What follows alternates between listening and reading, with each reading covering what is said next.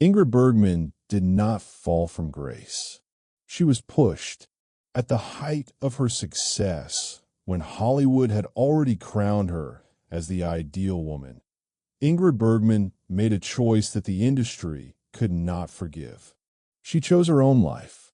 To the world, Ingrid Bergman became the face of natural beauty, intelligent, luminous, untouched by artifice. But the same world that praised her purity would later turn against her with brutal speed. Ingrid Bergman was born on August 29th, 1915, in Stockholm, Sweden. Her childhood was marked by early loss. She lost her mother as a baby and her father when she was just 13 years old. Orphan young, Ingrid learned independence early. She learned to rely on herself, emotionally and practically. That self-reliance would later be mistaken for defiance. She studied acting in Stockholm and entered Swedish cinema while still a teenager.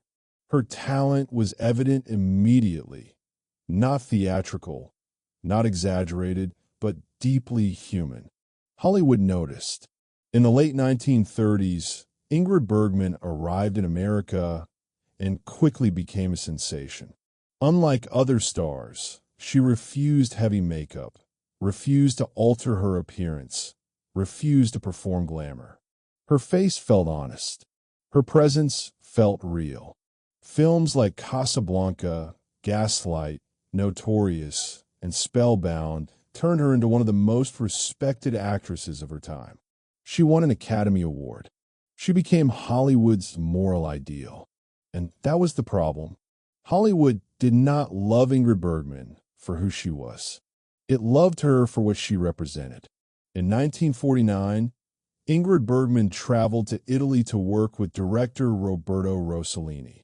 What followed changed everything. She fell in love. Both Ingrid and Rossellini were married at the time. When Ingrid became pregnant, the scandal exploded across America. The reaction was merciless. Ingrid Bergman was denounced publicly. Politicians condemned her. She was labeled immoral, corrupt, unfit. Her films were boycotted. Her name disappeared from Hollywood. She was not quietly removed. She was erased. Ingrid left America and settled in Europe. She gave birth to her son Robertino and later to twin daughters Isabella and Isata Rossellini.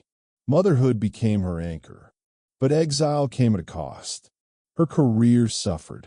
Her reputation was shattered. The same industry that once celebrated her integrity now punished her independence. Years passed. Slowly, the world began to change. By the mid-1950s, attitudes softened. Hollywood, having exhausted its outrage, allowed Ingrid Bergman to return. Her comeback was not triumphant in spectacle. It was triumphant in dignity. She won another Academy Award, then another. Ingrid Bergman never apologized for loving someone. She never reframed her story to please the public. She lived openly, honestly, and on her own terms. In her later years, Ingrid Bergman battled cancer with the same quiet strength that defined her life. She continued working until her health no longer allowed it. She died on August 29, 1982, her birthday. History eventually corrected itself. Today, Ingrid Bergman is remembered not for scandal, but for courage. Not for defiance, but for authenticity. She showed the world something dangerous at the time, that a woman's moral worth does not belong to the public.